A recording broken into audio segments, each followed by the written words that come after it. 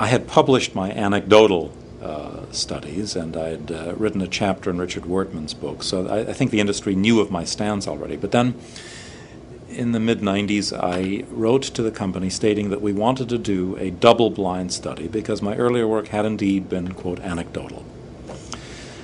And I pointed out that they had made the claim that they would supply aspartame to any legitimate researcher.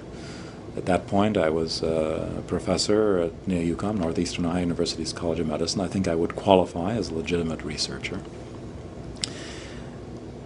The company, I sent the protocol for the study to the company, and they responded that this was unnecessary research and would not supply us with aspartame. I offered to buy the aspartame. They refused. They put up roadblocks. They made it very difficult for us to purchase aspartame. We had to go around them. We finally did get USP-grade aspartame from Schweitzer, from a private firm, but the point is that the NutraSweet company made it very, very difficult, didn't follow through on their promise to supply aspartame to any legitimate researcher. Said this was unnecessary, shouldn't be done, needn't be done. They tried to block it. The G.D. Searle Company, in the quest to get approval for their product, aspartame, they conducted a study on animals in which they fed some animals, like I said, low dose, medium dose, high dose of the product, and then they used control animals that supposedly did not get any of the product. When they submitted this to the FDA and the FDA looked at it, there was some question about the study. Well, one of the scientists, a neuroscientist, looked at some of this, and he saw a lot of red flags. He said there's some real questions here about tumors being caused by this product, particularly brain tumors. So they ordered a study to be done by the Bureau of Foods, which was the precursor to the FDA. And Dr. Jerome Bressler was in charge of this group to look through the research that had been done by G.D. Searle, and that's what the Bressler reported about. And this is the report here. Basically what it shows is that either a lot of purposeful shenanigans was carried on to get this product approved, or, as he states it, it was the world's worst research. They found that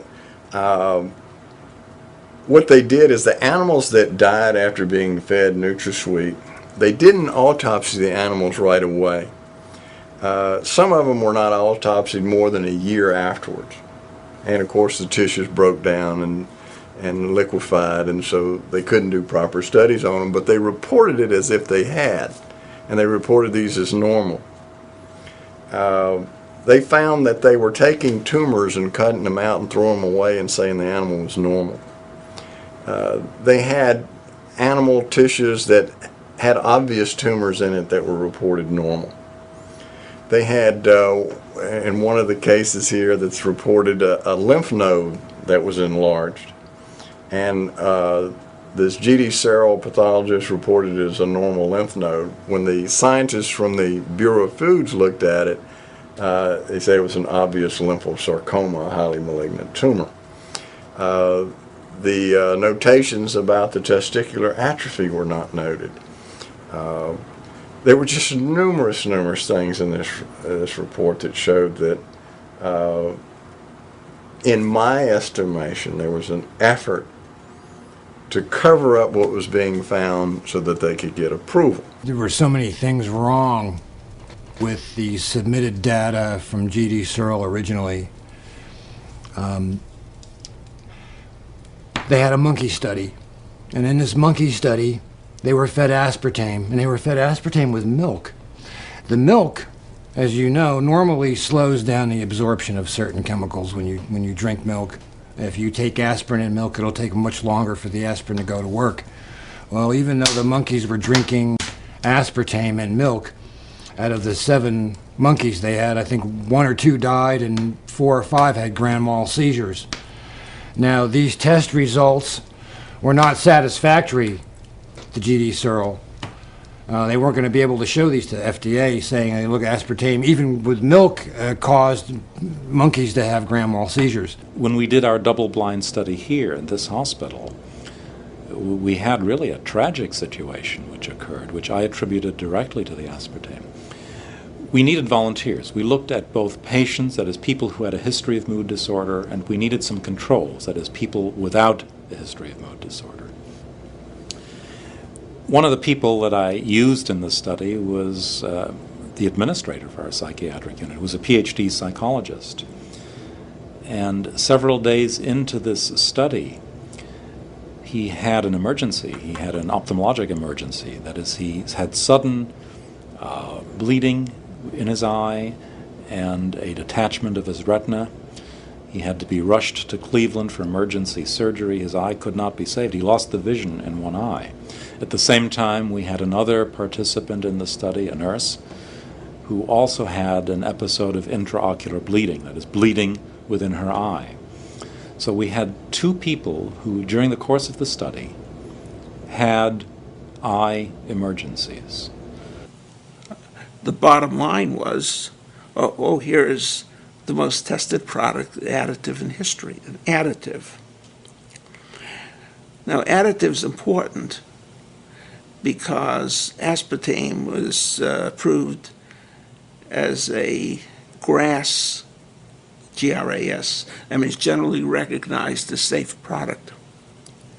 In which case, unlike drugs, if people have reactions to it, it does not have to be reported to the FDA. And what I found was really quite frightening, and that was that, yes, there were many, many studies in the literature which did attest to aspartame safety, but they were essentially all funded by the industry, either the NutraSweet industry or the diet soft drink industry. These were the individuals who sponsored, paid for the studies.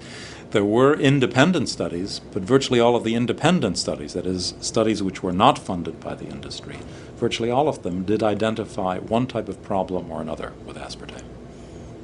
And so they got the test results they wanted by manipulating the method.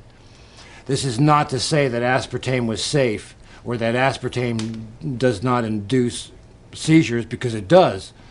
It's just to show you that the scientific data nowadays is unreliable. So how you design the study is going to have an impact on the results, and I think that many of the industry-sponsored studies were set up in such a way that the results could be predicted ahead of time and would be supportive of the safety of the product. Sounds great. We'll see you then. Thanks a lot. Bye-bye.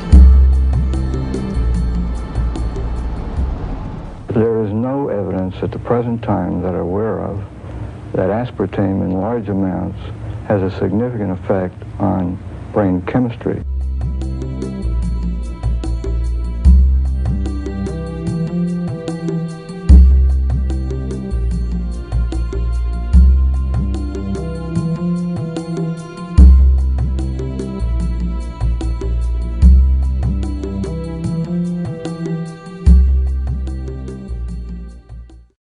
Can we go through what exactly an excitotoxin is? Well, an excitotoxin, basically what it does, it's a normal transmitter in the brain. These are chemicals that allow brain cells to communicate. But if it's in even a minute overconcentration in the brain, it causes the brain cells to become extremely excited. And they become so excited, they'll very quickly burn themselves out and die. That was one of the first observations by Dr. Olney, and he gave it the name excitotoxin. When was the first time that you heard about aspartame? Was it during that investigation with the FDA? Yes, it was. It was in 1970, and it was an interesting story. I was called by Dr. John Olney from Washington University, who I had been working with on MSG and baby food. We had started an examination of MSG and baby food that led to the baby food industry taking MSG out of baby food. And it was done by the Senate Nutrition Committee. I was the special counsel to the Senate Select Committee on Nutrition. And we ran hearings on food, and one of the things we talked about was MSG in baby food, because it caused holes in the brains of rats that were being tested by Dr. Olney. And there was Dr. Olney's hypothesis that a substantial amount of mental retardation, 95% of which is of unknown origin, that a substantial portion of that came from environmental insults, chemicals in the environment, food, air, water, and so forth, and he was testing them. And one of them was MSG, and it caused these holes in the brains of mice in his system, and ultimately that led to having MSG taken out of baby food. He called me to say that he'd just done a study on aspartic acid, one of the primary components of NutraSweet, and it was doing the same thing as MSG. And that caused him to be quite concerned about the fact that Cyril Drug Company at the time was planning to use this as a sweetener. But now, after years of retesting this, most authorities agree, there's no question, that feeding MSG to animals produces this brain damage. It's not questioned any longer, it's a fact. There's even good studies to show that if you feed the pregnant animals the MSG, their offspring has impaired brain function, and when you measure the neurochemical analysis of the brain of the animal, it's impaired all the way through the animal's youth up until adulthood, and they never quite recover from it. In one of the conferences which I addressed for the FDA a few years back, there was a study with MSG, monosodium glutamate, which is another excitotoxin. It's a neurotoxin problem.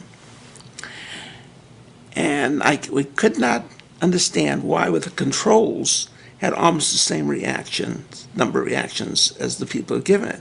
But it turned out that one of the presumably inert components in these capsules of products with MSG contained aspartame. So it really was, there was something that even the investigators did not realize was a component of the presumed placebo.